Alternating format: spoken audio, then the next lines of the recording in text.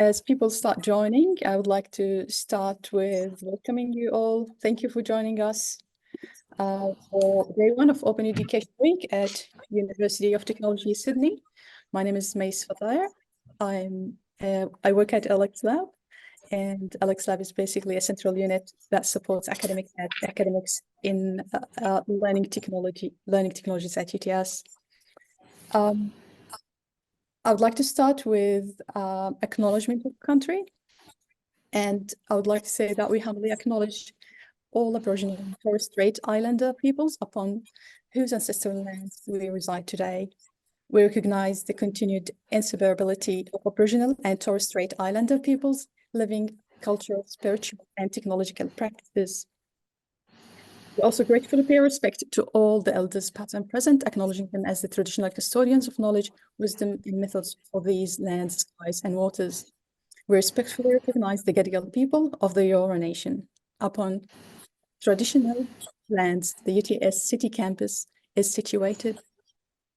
Additionally, I extend acknowledgement to the entire land of Palestine, expressing solidarity with its resilient people, whose connection to their homelands resides deeply within my heart. A warm welcome to everyone to UTS Open Education Week 2024. We have around 30 teams just joined us. We've got more than this number registered, so we're just waiting for more people to join. Joining from Australia, Britain, Dutchland, Egypt, Ireland, New Zealand, South Africa, and the United States. So good morning, good afternoon, kia ora, assalamu alaikum. Thank you for joining us today. Our theme for Open Education Week this year is social justice.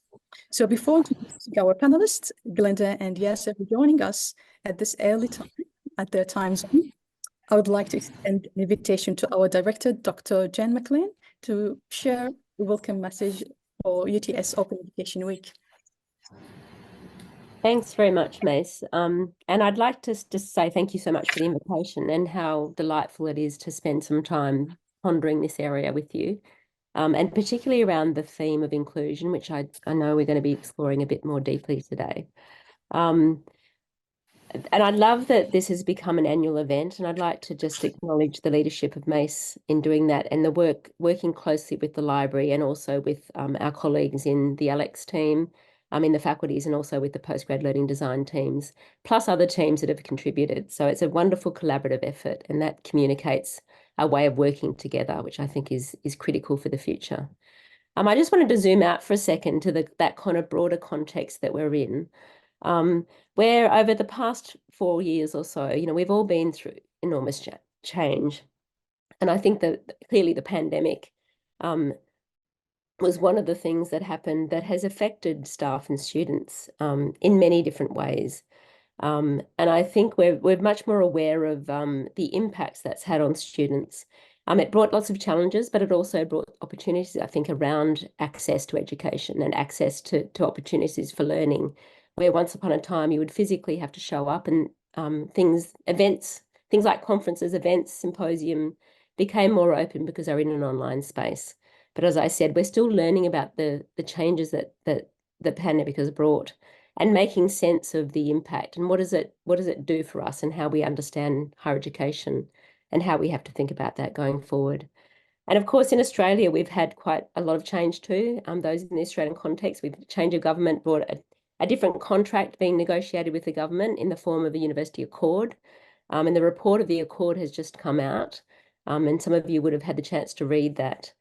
But equity and inclusion are very front and centre in that report, which is wonderful to see. And the idea of widening pathways for students who may not have traditionally been able to come to a higher education.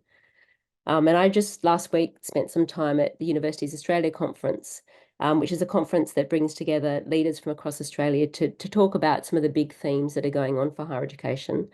And the Minister for Education, Jason Clare, also did a keynote on the accord.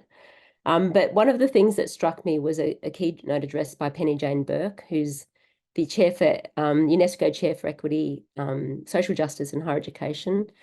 And Penny invited us to do a more radical reimagining of how we might reform our system with equity at the centre. And she actually said not only about critical reflection, but critical action, and really questioning the purpose of higher education, who participates and on what terms. And the thing that struck me was in the model she proposed for how to move forward, the top of it was redistribution. And what she meant by that was access to quality resources and opportunities to participate. And that's the heart of what we're talking about when we talk about open education practices.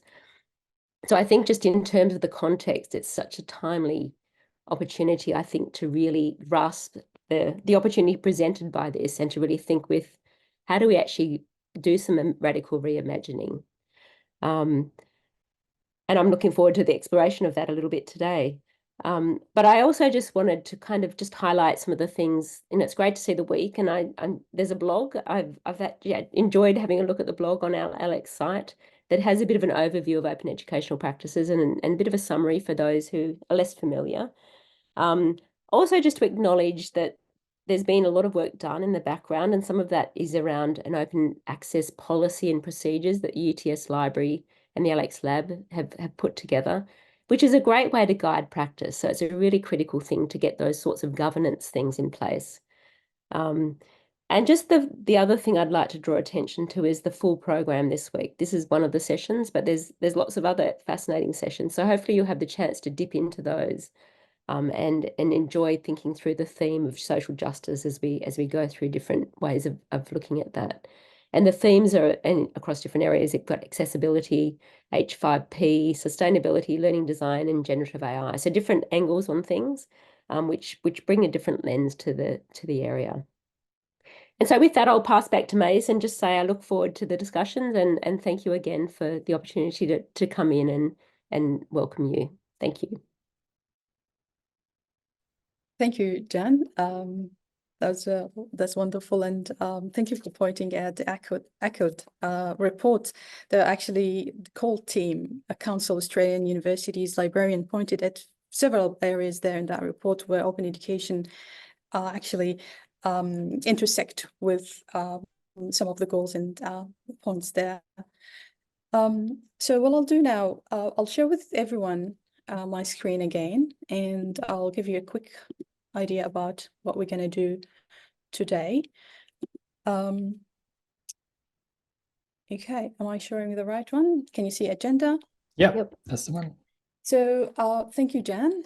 And moving forward today, we have a panel discussion, and you'll have the opportunity to ask questions into the Menti.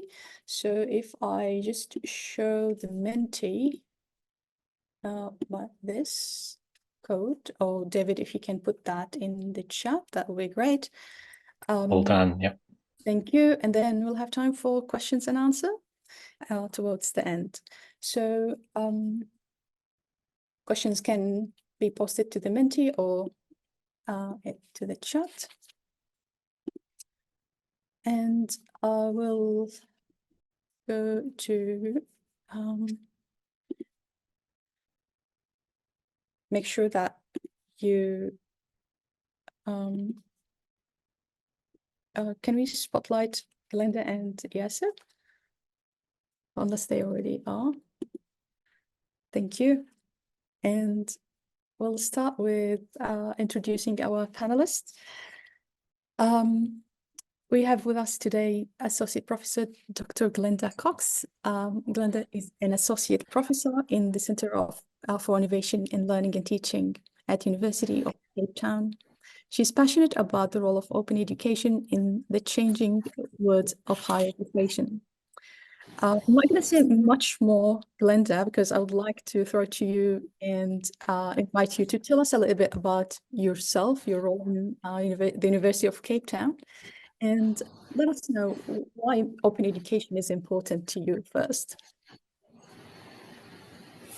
Thank you. Thank you, everyone. It's lovely to be here. It's an honor. Thank you very much, Mais, for inviting me. And I'm excited to be able to speak to people in Australia, especially, and looking forward to hopefully meeting you all face-to-face in November at Open Education Global in Brisbane. So my history, open education became part of my portfolio in 2010. So as May said, I work in the Centre for Innovation in Learning and Teaching at the University of Cape Town, and I'm an academic in that role. So I do teaching on course and curriculum design and research in educational technology. So I have a number of postgraduate courses I teach, and I was busy doing that work. And then in 2010, somebody left and somebody came over to me and said, well, now you need to be really looking into open education. Okay, great. And at the time, there were colleagues of mine already exploring open education. In fact, the first initiative started in 2007. So UCT has been exploring open education for quite some time. And in 2010, we put together our first, what we called a open education repository, where people could put their academics at UCT could store their open education resources. That was our first little step. And we started to kind of motivate for work around open access, open education resources. And in 2014, we put together, with the help of McLean Foundation, a formal UCT repository, which we still have, that houses not only open access materials, also theses and dissertations, and open education resources. So we have a really nice place for UCT academics to actually share their materials in one particular place. So that has been very useful. It's voluntary. Jan mentioned something about policy. So we do have an open access policy. And in it suggests that it would be nice for people to share open education resources, but it is purely on a voluntary basis. So we don't have everyone doing this. So that's our kind of little bit of the snapshot of the history at the University of Cape Town. It's quite a bit of work done over many years, and we've had the opportunity to have really nice big research projects funded by the Canadian IDRC and some other external funders around especially researching open education resources in the Global South. So big collaborative projects across several countries. One was the research in open education resources for development, project that spanned kind of 3 or 4 years, did some very interesting work across the Global South. So we've been doing all that work, and then sort of more recently, from the beginning of 2018, I've been the principal investigator in a project that is UCT facing around open textbooks. And that open textbook project was written at the time, so it started 2018 and we wrote it obviously a little bit before that. It's written at the time of a lot of student protest at UCT, and in fact throughout South Africa. Which I think spread to other countries around the world as well, around a couple of key calls from students. One was fees must fall, which speaks to the idea of the fact that university was unaffordable for many students and should be made affordable and should be supported by government. And then very importantly, the idea of roads must fall, and that comes from the Cecil John Rhodes, the colonist, whose great big imposing statue was at UCT, and students were saying we cannot have these colonists and colonial features of our landscape and then in addition of our curriculum, and we need to be transforming the curriculum. And so the argument went in the proposal was that perhaps open textbooks could be a way of dealing with various injustices that we were seeing. So that's where this open textbook kind of argument came around social justice. And so went into social justice with quite a bit of depth. And I'll talk more about that later. I know this is just an introduction. Sorry, I'm very enthusiastic. But yeah, in 2022, I was able to take over the University of Cape Town chair, UNESCO chair, in open education and social justice. And this chair had been held previously by a colleague of mine, Cheryl Hodgkinson Williams, and she retired early. And we went through the application process of being able to get me into that position. And that has also been very exciting for opening up international networks around open education, but really being able to delve quite deeply and critically into social justice and where we are right now with that. So I think I'm going to stop there and get into the nitty-gritty later. Thank you. Thank you, Glenda. A lot of familiar names, and thank you for sharing these projects. I'll get back to the idea of decolonizing curriculum through open textbooks, but I would like to introduce to everyone also Yasser Tamer, who's joining us from the University, the American University of Cairo. It's also for Yasser and Glenda at the same time zone at 6 a.m., 6:47 now. So Yasser, over to you. We would like to learn a little bit about you, but I would like to also mention before I hand over to you, Yasser, that from your bio, we know that you're a strong disability advocate and researcher with deep interest in exploring the interplay between disability and accessibility. And something very interesting about your approach in guiding people is not saying to people, shame on you for not putting alt text, but in a way that calls people in, not calling them out. I love how you put it, Yasser, but I'll hand over to you to tell us a little bit more about yourself and why open education is important to you, Yasser. Thank you so much, Dr. Mais, and it's so lovely to be here in Australia. It's my first time speaking to an audience in Australia.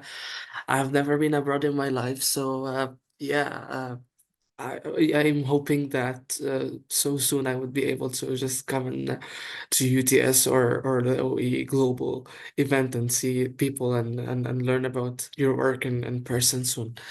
So yeah, it's a nice combination to have open education, disability, accessibility all together. In fact, it actually started with the mid-year festival, My Fest, that Equity Unbound and Dr. Maha Bali, who is a professor of practice at my institution, does. And I was very honored to host one of the sessions and the part of that with Dr. Glenda. So that actually started with me back in 2022, and then it's in fact an open intercultural grassroots movement.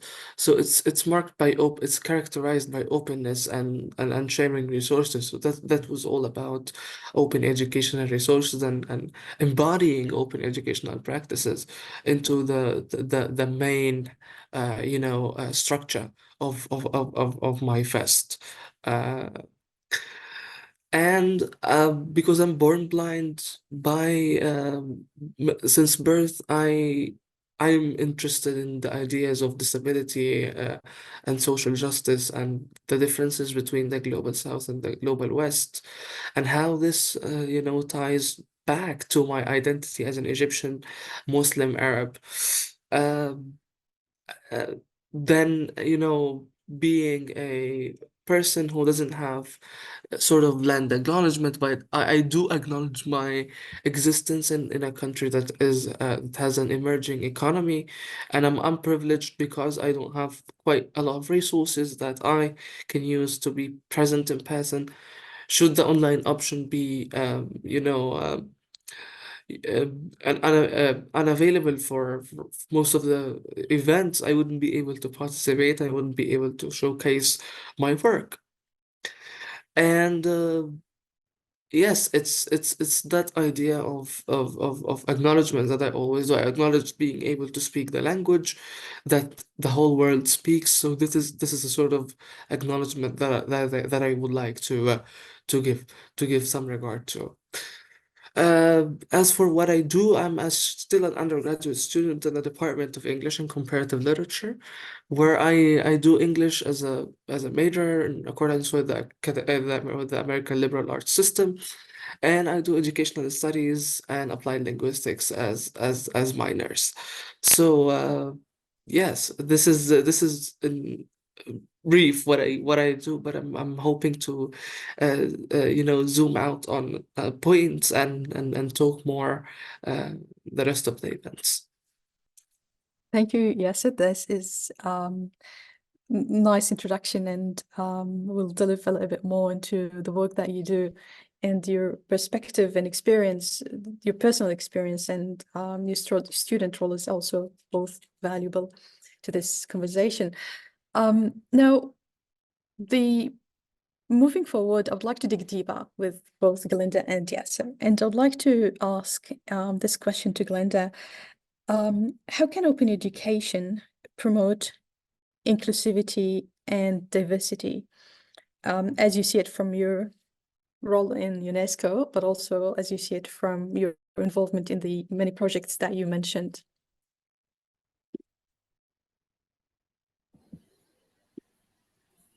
I'm just trying to unmute. Okay. Thank you. Thank you very much for that. Thank you, Yasser. So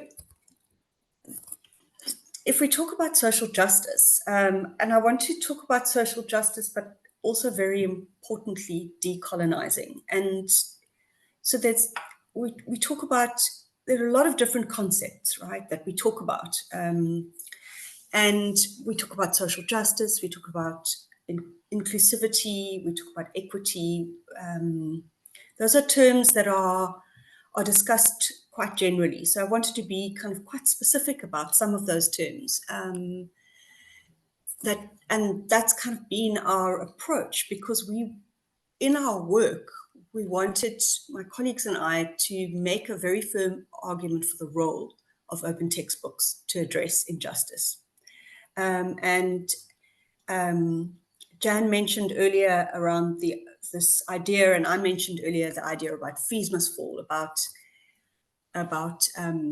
the economic injustice that there is. And Yasser was talking about his circumstances as well. And so we draw on the work a lot of the time of Nancy Fraser, who is a white American woman, and she's a political theorist, she's a feminist, and she's done a lot of work around social justice. And we found her framework quite a useful way to make a very clear argument for how open textbooks can address certain injustices.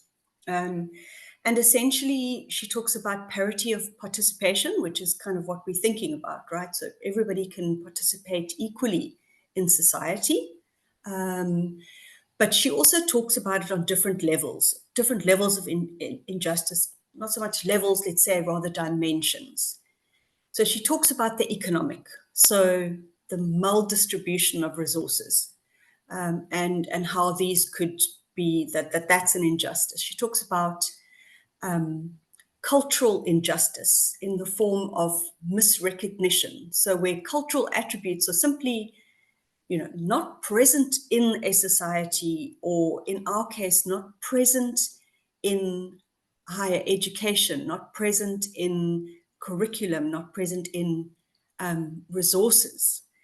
And then she, in a third dimension, is the political. And that's where voices are not represented. In fact, they're often misrepresented. And so there we talk specifically about higher education curriculum and texts coming from the global north, or coming from another place, but not your place. So not representing your own voice, or voices of marginalized communities, or even of the majority of the community, are not actually present in whatever those situations are, according to higher education or curriculum, or in our case, to bring a simple example of the open textbook. And so by implementing open textbooks and working with authors, working with students who were working with the authors, we could make quite a clear argument that open textbooks can save students money. They become more accessible because they are not only written by South African authors, in our case, local authors, but also there was a definite attempt to bring in more collaborators in the writing, local collaborators, and also students in that writing. So all of a sudden, the open textbook became a locally produced material that was free, accessible in the way that it was written, represented local cultures, and also was a place for voice where students could be included and other collaborators could be included. So we could make quite a nice argument through the open textbook, and that's just one granular example, but can obviously be extended out to open access, to other open education materials, to open practice, how we think about designing curriculum, writing curriculum. If we think about these three dimensions, the argument for open education as a means to address injustice seems a very solid one. That's what we've been putting a lot of our effort into researching. Thank you, Glenda. I'll keep it quiet for now, but I do talk more about the decolonizing later as well. Yeah, it's certainly an important one, and mainly at this current time, our classrooms all over the world are more diverse than any time before. So being able to present students with a curriculum that reflect them and consider their voices through the open education practices in this case is a great opportunity. So thank you for sharing your thoughts on this and pointing at Nancy Fraser's social justice framework, which a lot of work also based or draws on this framework particularly. I'd like to point at Sarah Lambert's work as well that draws on Nancy Fraser's and introduces a framework for adopting open education practices through distribution, redistribution, and representation, if I remember these three angles correctly. Thank you, Glenda. The second thing that I would like to take to Yasser, and if we can continue on this conversation. Yasser, you mentioned in the podcast, Open Education Global Voices, that Alan Levin hosts, and you highlighted the importance of normalizing the presence of diverse professors in the classroom. So Glenda brought us the diversity of and the students, but I would like to ask you about the diversity of the teaching team now. So including those who are visually impaired, and you mentioned how do we work on removing stigmas around their teaching methods. So considering this and drawing on what you talked about with Alan, and I'll leave it to you to share with the audience more of that. How do you find open education practices contributing to normalizing that diverse teaching experience and probably eliminating associated stigmas? Well, it's all about openness that we have in our approaches to teaching and learning. That's how I see, and I would like to just be anecdotal for a second. I wasn't able to speak proper English until 2017 when I enrolled in a program in the US Embassy in Cairo, and quite sad reality about that when we tried to apply for the program like anybody else, we were a couple of blind people, and we went and we said, oh, we're interested in the program. We want to have an opportunity to be there. We want to have an opportunity to be exposed to different backgrounds.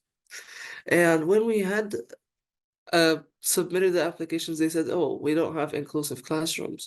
But wait, we can just, if you're 10 or more, we can open a classroom for you. And that started to be a sort of a question for me. And definitely I reflected on that after the program, that yes, you accommodated us as a big group, but you didn't have inclusive classrooms, which was a big argument at that time.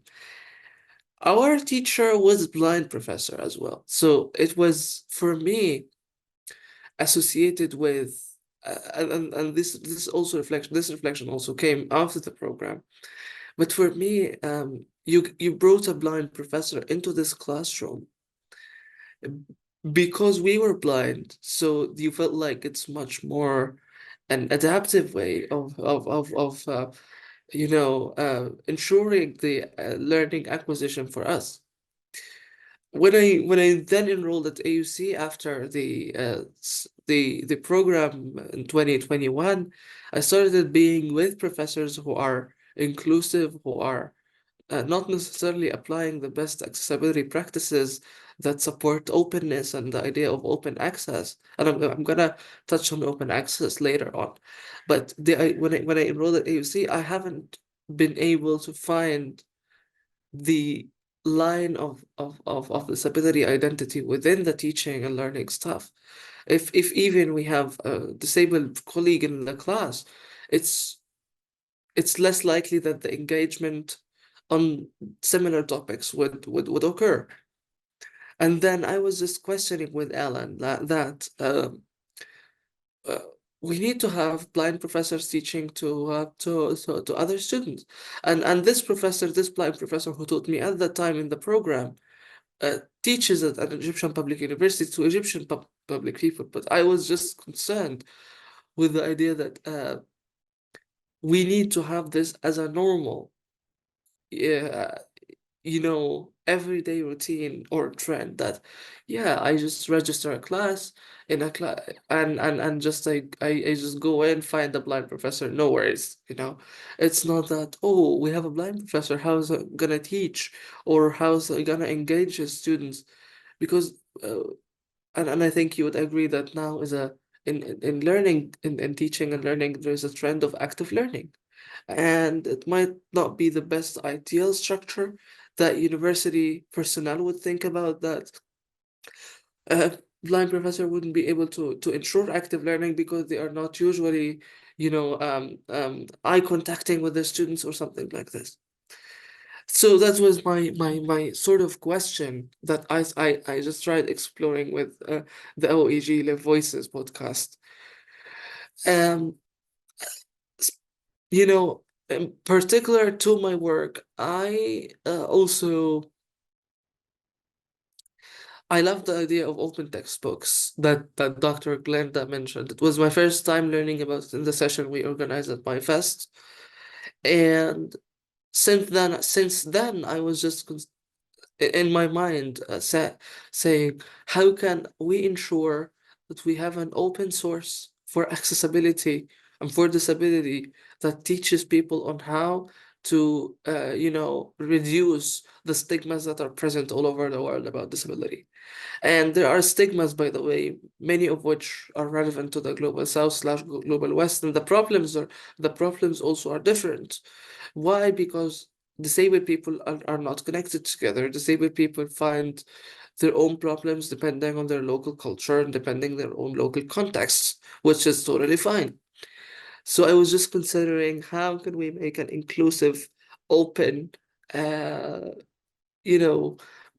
grassroots that helps students with disabilities, and disabled people in general, maximize and optimize their potential. And we don't have much to do with openness at AUC. right? Because it's copyright law, and the United States copyright law.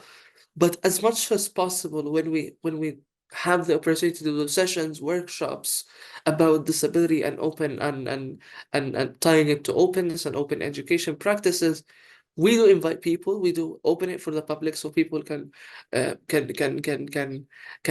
exposed to learning. And when I also published an article about generative AI and LLMs with two folks from the United States, Anna Mills and Anuj Gupta, in addition to Dr. Mahabali, we were having an opportunity to always publish in a journal that is on open access, but we chose to publish in a place that there's open access to pass on learning and to pass on, the idea of research experience, the idea of opening up new horizons and domains for explorations. So yeah, I think I would stop here at the I just broadened the perspectives on how I would see openness through teaching and learning, publishing, and disability, and I will talk more particularly about each one separately if we do have time. Thank you, Yasser. I apologize. It must be my network that dropped for a bit. I was following until you were talking about the work with Anna Mills and Mahabali work, and then my network kind of dropped. Sorry about that. Can you hear me? Oh, Yeah, we can hear you, Mais. okay. Yeah. Good. Okay, thank you for sharing that, Yasser. I would like to get your advice, Glenda, now on for learning and teaching community particularly, and ask you something about a point you mentioned in an interesting video that I watched recently. You said at that video, particularly about open education, is that the real power in open education is in the process, not in the final product. I thought that's a really interesting point. So in your opinion, how can open education practices be leveraged to enhance collaboration, engagement, the process of collaboration, the process of engagement, continuous improvement in our learning and teaching communities? I really would like to see how you see that process works through the open education lens. Thank you. Yes, we increasingly, as we were sort of researching what was happening with the open textbooks, we could see that certainly the content itself generated was useful, very useful, and representative, and representing multiple ways of knowing and diversity and the objectives that we wanted. But it seemed that and as we're researching and especially speaking to both staff and students, it was the power of working together to actually create the materials. We felt that with students, and this is the kind of recent work that we've been focused on, and I'm sure you'll be aware of the literature around students as partners, Mais. I want to read your article that I saw on your signature. We found, we were almost pleasantly surprised by the fact that we didn't say to authors, you have to use students in your work. We said it would be great if you use students in your work. And then, in fact, when we started researching, we saw that the lecturers had embraced this opportunity to use students in their work. And what we found was so rewarding out of that process was that students found a sense of agency through being part of the process.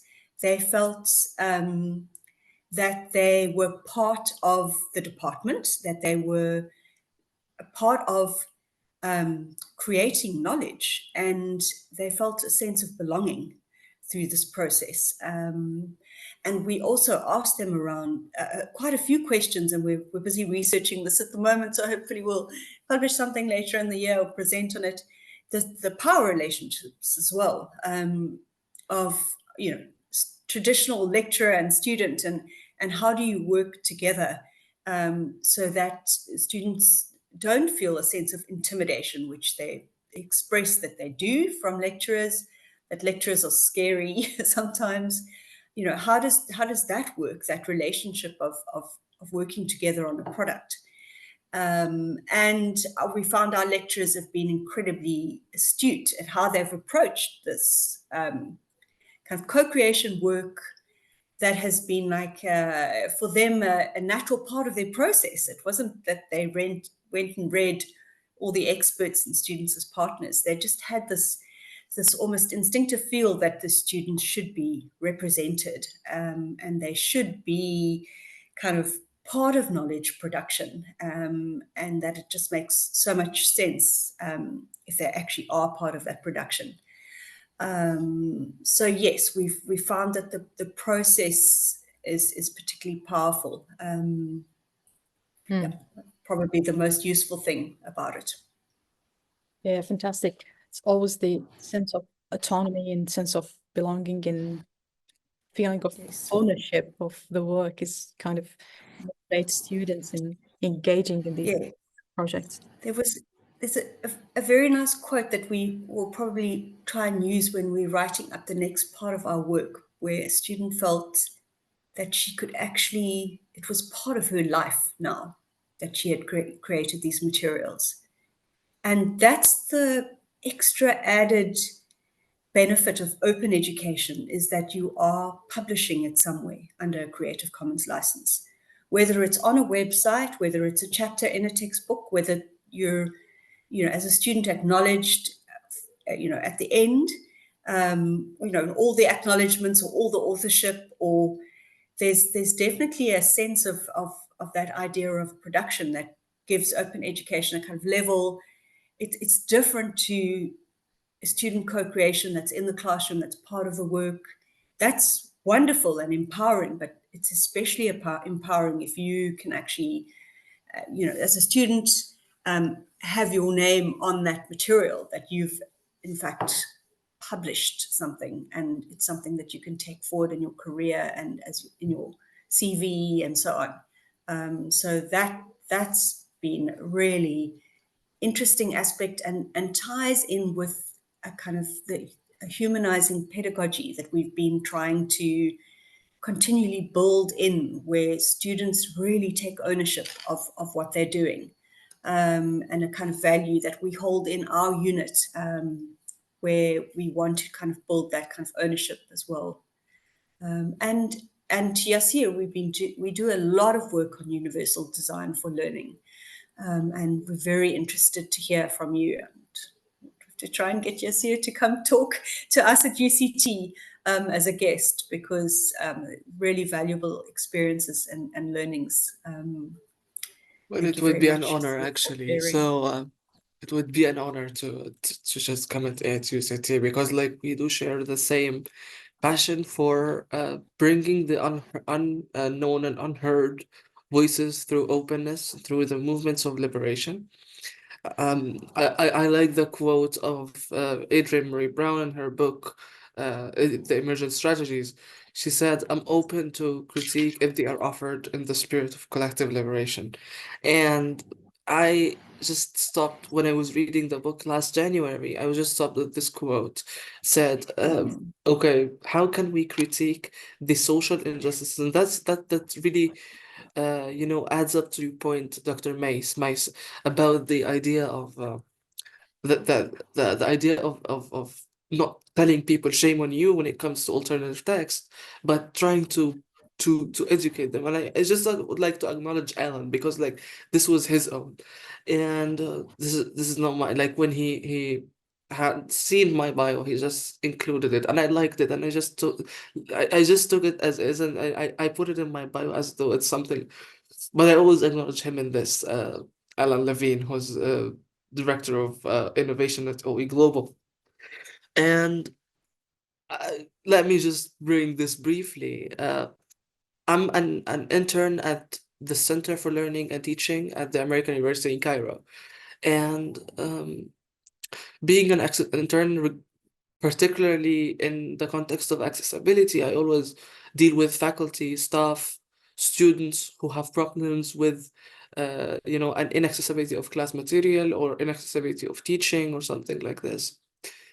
And one time, I never find someone putting alternative texts unless we advise them to. And we were just, oh, how can you not be able to put alternative text in 2024? Every application allows you to put alternative text. Instead of like going and shaming them, we have this whole resource, and that's something called the Digital Literacies Toolkit. We have Dr. Maha, who did a couple of videos and put them on the resource list for the faculty to know how to put alternative text. And therefore, there is no such need that we would tell people, or there is no, we wouldn't have like, why can I just come on earth and tell people shame on you, instead of like that. By doing that, I'm just wasting my time and I'm not educating. So and this goes against the idea of movement and of openness. If we're open, we educate, we end up helping someone, and maybe they can intentionally be accessible and equitable later, right? Yeah. Thank you, Yasser, for these nice insights, taking those initiatives and being proactive in the accessibilities is something actually needed. And yeah, I know what you're saying, 2024, and still some struggle with with basically improving accessibility. So I really wish we can keep talk to both of you. Hopefully there are many more questions that I would like to ask, but I feel that we need to give time for audience and check if they have questions. We have 12 minutes left, and I really would like to make sure that if someone has a question they would like to ask before we continue. I can check the Menti as well. Oh, we've got 4 questions. So, If people can, through the Menti, or if you don't mind people unmuting, that would be nice. Yeah, I'll share my screen so everyone. I'll read them out as well. Okay.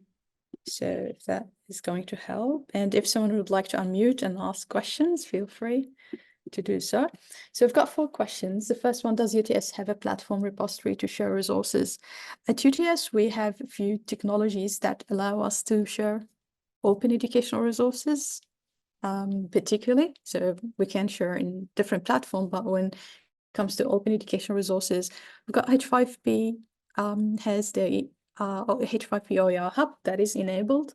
There we share through Kaltura, and we have our LX site, and we've got a lot of resources there that are under CC.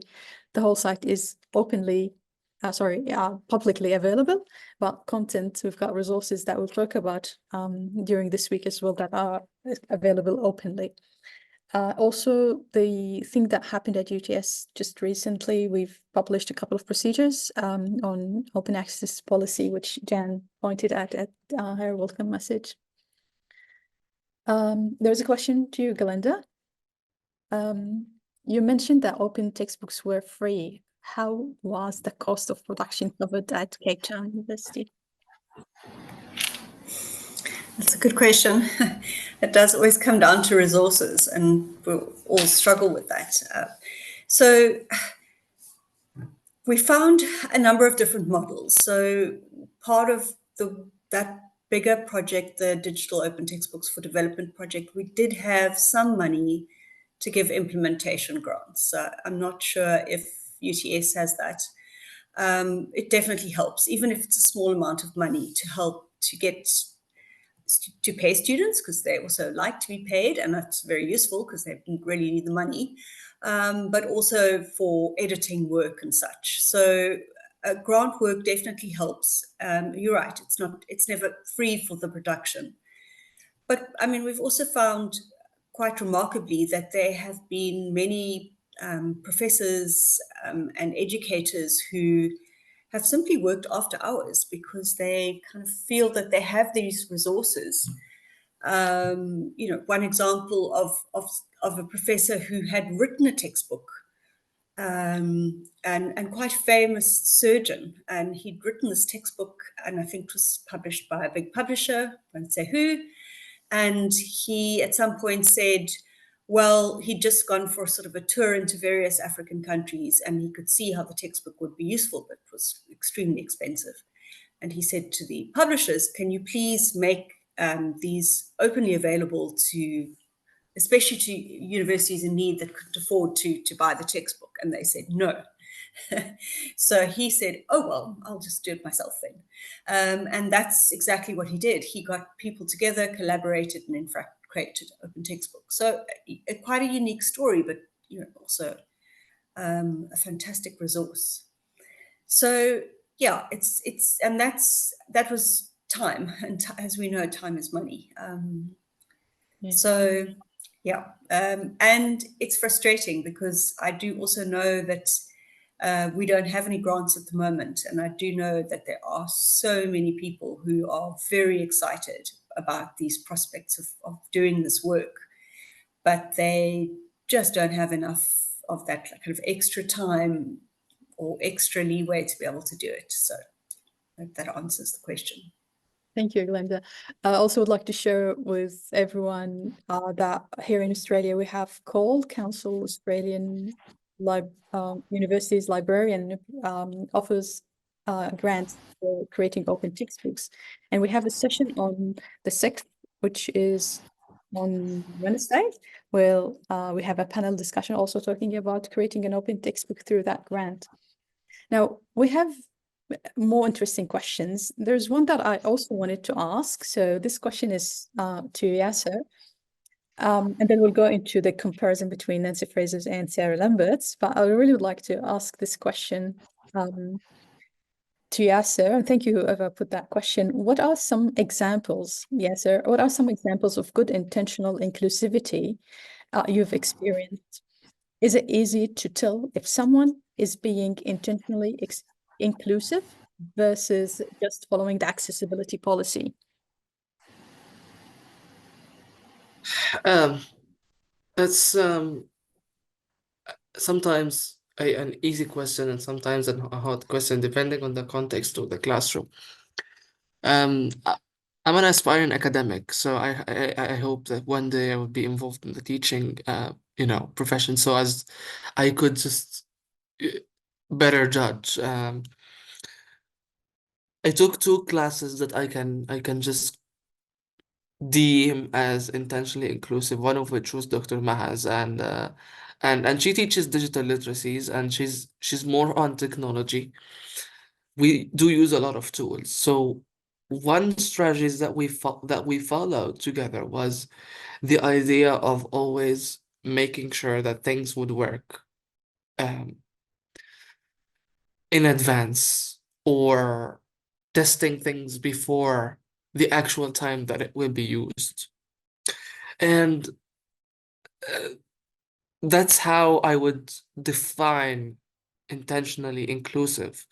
And I talked about this with Bonnie Stahoviak in her podcast, how to be ways of being intentionally inclusive. And one of these ways is to always ask.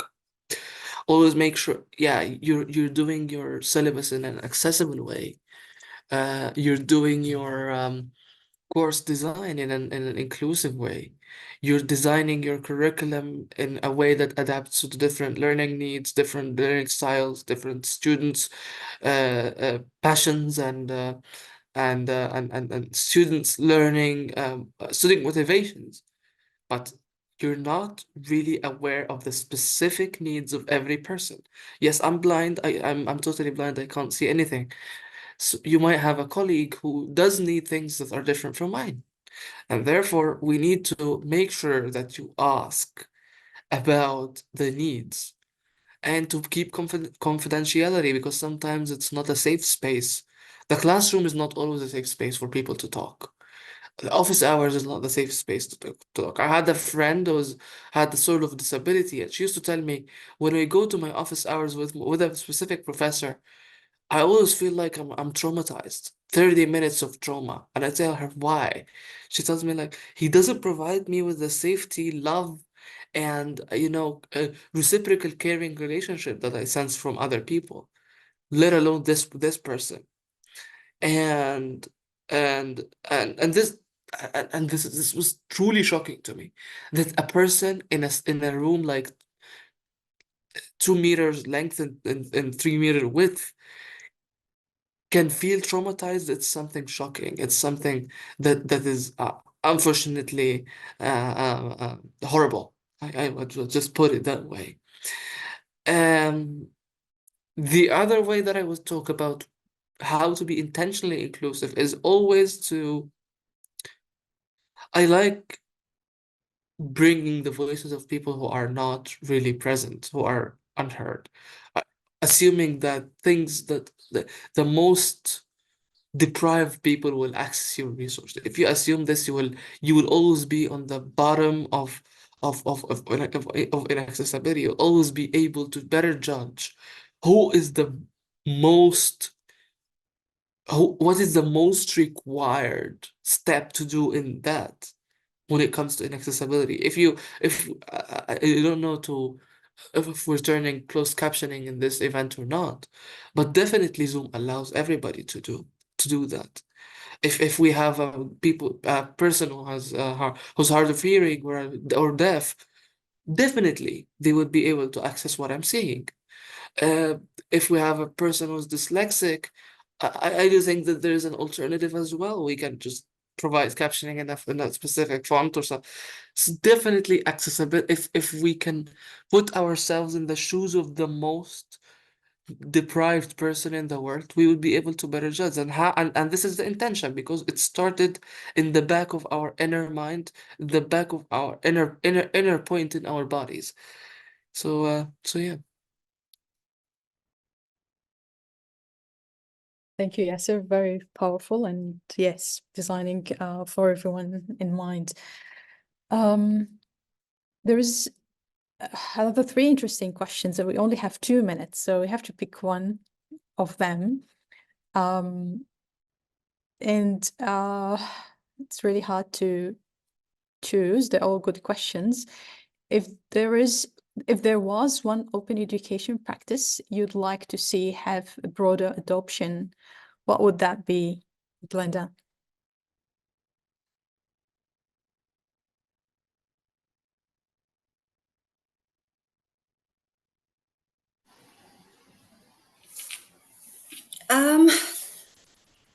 Obviously, I'm pro open textbooks, but I think, if we talk about open education practices, more generally, we're talking about a whole bunch of open aspects. So we're talking about sharing how we teach, and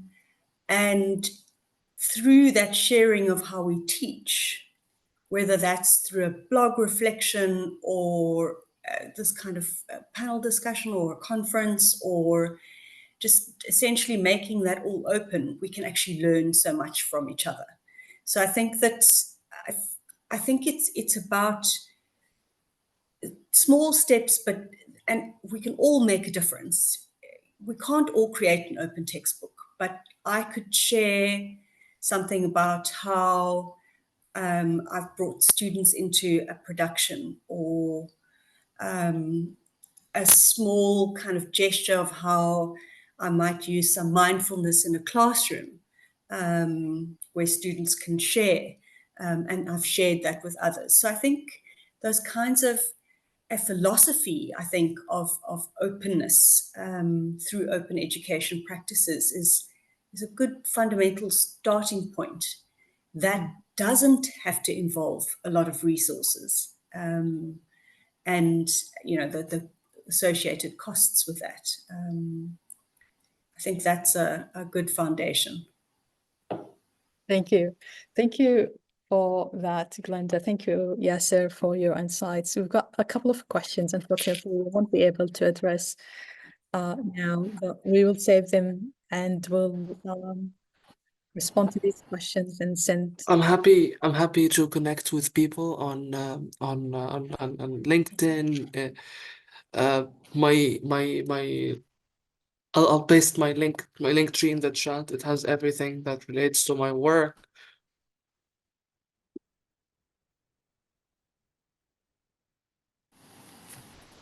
Thank you. I think it's there. Yeah. So I'm happy to connect. I'm happy to answer a question, and thanks so much for inviting me again. And it's a good start to my morning here at 7:30. So I have a class at 10. Now I think I'm gonna take a good run or something. I'm gonna get coffee, but some breakfast or so. Like, yeah. Thank you so much for inviting Have a me. lovely day. Thank you, everyone. Thank you, Glenda. It was wonderful connecting Thank you. you over this short, rather valuable, insightful session. Thank you, Jan, for joining us, and thank you, everyone, for your contributions, questions, comments.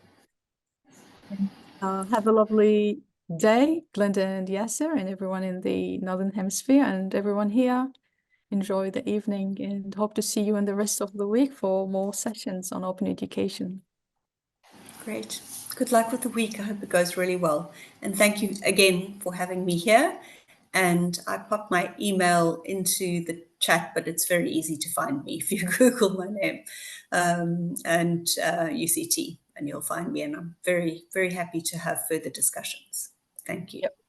We'll share those contacts, your contact and that Yes's contact as well in our email. Great. Thank you. Thank you.